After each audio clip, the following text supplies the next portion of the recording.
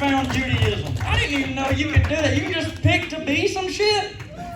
I didn't even know that was an option. I need to think about what I am. Yeah, trouble. That's about it. A problem. That's what I wake up every morning to decide. It's like, today, we're going to be an issue for everybody. All right, guys, are we ready for our last open micer tonight? Little Rock, come on. You just went through this whole open mic, give me lots of energy. This is the last one.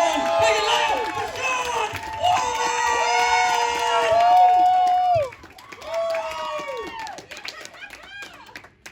Now get it going for Shawn!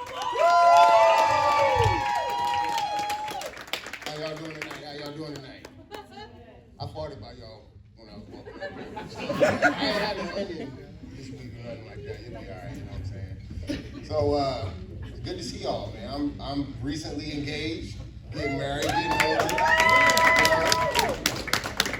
Used to be a time when I never thought that love would find me. You know, I'd be driving around or whatever, and I would see two crackheads sitting somewhere, and I'm like, damn, man.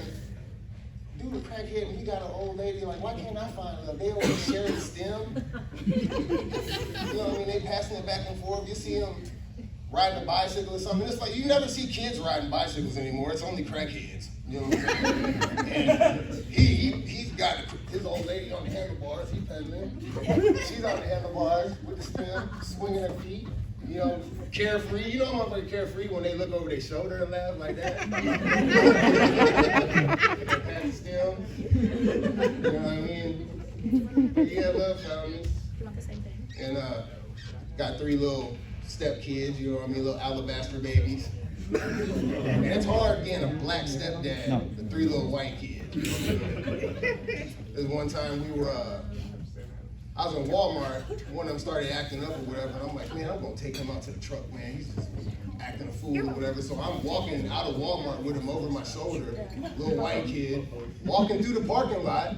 The Walmart over off of Shackleford, mind you, blackest Walmart in the city besides Bowman. And I'm walking through the parking lot with him over my shoulder, and he's yelling, "Mommy, mommy, mommy!" This motherfucker here. Man, I'm getting close to the truck, I'm hitting the fob or whatever. I'm like, man, I open up the door and I get him in there. As soon as I shut the door, I look around. And I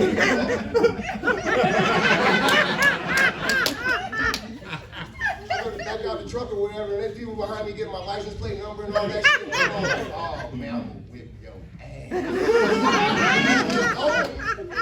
Do you understand me?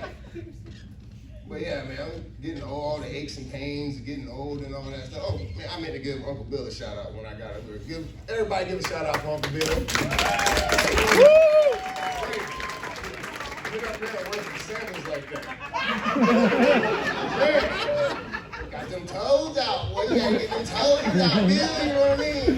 Oh, and you got the cuff on the jeans rolled up too. Man, so you came straight here after you was crawdad fishing, wasn't you? Ain't that a motherfucker, boy? Man. So, yeah, man, I'm getting older. And I'm in a weird little spot in life now where I'm too black for my white friends and I'm too white for my black friends. And so when I get around them or whatever, you know, people will be asking me, man, they'll just say some crazy shit like, man, fuck Obama, just to get my reaction and shit. Fuck him too, but Obama didn't do nothing for niggas, he did it, you know, for gay people. You know? I grew up weird where I was skateboarding and stealing shit. You know, I was hanging out with white kids and I was hanging out with the black kids. So it's like, oh man, y'all gotta go home when the street lights come on. That's when I'm hanging out with my black friends. Look at some radios, you know what I'm saying? Man, it's crazy as hell. And then I grew up with a lot of Mexicans too. I grew up in, I'm originally from Virginia Beach, Virginia. My parents were in the Navy, so I moved around all over the place before I joined the Army myself and then got kicked off. That's here or there. But I lived in a place called Kingsville, Texas, and man, I have so much love for Latin people, for the Mexican people, you know what I'm saying? And I never knew that you could use profanity as an art form until you get around Mexican Americans. Like, people are always like, watch your language, watch your language, watch your mouth, don't curse, don't curse. But no, you can use profanity the way that Da Vinci used the brush if you know how to do that shit right. Somebody will tell Luis, and he'll be in the back. Why? Que la chingada? Hey, Luis, you gotta move your truck. Fucking tell him. That motherfucker, he just sit on the tip of my dick and pump my balls with his feet like he's riding a motorcycle back. I'm sitting there like, shit. Hold on, let me say that shit again real slow. I'm gonna use that shit again. Man, I was an old black guy. I was at Edwards Food Giant not too long ago. And somebody had yelled something at this old black guy. He said, man, you tell that motherfucker he can suck a fat baby's ass. And so I'm sitting there thinking like, wow, where did he come up with that? And now I'm sitting here trying to figure out the whole physics behind why the baby gotta be fat? Why the baby? There's so much other shit that you can do. Yeah, it makes no sense, you know what I mean? But yeah, man, this married life is settling in. I'm getting real domesticated and all that, you know, because I have to. You know, a lot of men are like, oh man, my wife doesn't fucking tell me what to do. I do whatever I want. Shit. I tell my friends, man, you wanna fucking hang out with us? I can do whatever I want. As long as my wife cool with it. My buddy will call me and he'll be like, hey man, can you come do this shit or whatever? I gotta have it on speakerphone in front of my wife just so she knows it's not another female or some shit. And I'm looking at her the whole time getting approval like, is it okay if I go fishing with Timmy? I'll be back by 8, I promise. I'm like, okay. So, I don't know, man. This whole married thing, it scares me sometimes. I kind of feel like I just got off of probation, you know what I mean? I just got off of the feds. I'm not trying to jump right back into this shit. It's crazy. And speaking of the feds, man, I've heard, so some of the craziest stories that you'll hear from people come from people that have been locked up or whatever. And there's a guy that I know, you know, he always tells prison stories and stuff. He tries to make them sound scary, you know what I mean? He'll be like, man, you ever been locked up? It's just you and another nigga in the cell together, and y'all got beef, and you gotta look at that man eye to eye, toe to toe, meat to meat. I'm like, nigga, I don't know, that shit really don't sound scary to me. That sound like you should have got your shit moved around. It really sound like nigga wanna fuck you and then meat to meat, you know what I'm saying? And just the amount of shit that, you know, you hear about people being, just the funny shit. So, I used to work in the kitchen when I was in the feds, in the prison. I did 3 years in the feds. I'm not proud of that. But, I mean, I kinda am. Shit got me some stripes, you know what I'm saying? But anyway, I worked in the kitchen when I was in the feds, and I never saw a motherfucker smoke crack out of a chicken bone before. But they doing that shit. I will tell you, some of the most inventive shit I have ever seen in my life, I saw it in prison.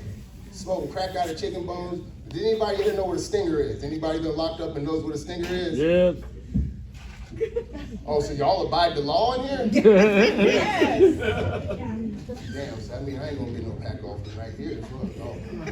Anyway, a stinger is one of those things, they use it to heat up water. And it's made out of like two paper clips, and you put them with a little toothbrush or whatever, and you plug that in the wall, and then you can put your little cup underneath it, and that's how you heat up the water for your coffee. And I'm thinking, man, these motherfuckers in prison are smart enough to come up with that, but they're not smart enough to not get fucking caught for their crimes. Shit doesn't make no sense. Like, you're bad at crime, but this MacGyver shit, you got that shit down, dog. But I don't know, so I was real nervous about getting on stage tonight. And somebody told me to try something, and it kind of worked out a little bit. It's called weed. Oh man, let me tell you what that shit did for me right before I came in here tonight. Man, I got so high in my truck I couldn't fucking see. I was coming to the door on some Mr. Magoo shit. And it's weird because I spent 3 years, you know, I got out of the feds, I had to go to rehab, I had to graduate rehab. Graduated rehab, got baptized, got my license, got my CDL, got certified, you know, and I had a job running cranes and all that, and I was doing good. So how do you top that off? By getting fired and smoking a blunt last Thursday. And let me tell you, It was awesome. That blunt made me forget about all that shit. I've already got another job. I'm not worried about that. But I think the weed's gonna be here to stay from now on. Because it just makes everything so much better. It makes food more delicious. It makes painting and cinema and all of that. It makes music better. It makes my children harder to hear when they're bitching. It's just so awesome. I'm Shawn Wallace. Y'all been a good crowd. Thank you for having me.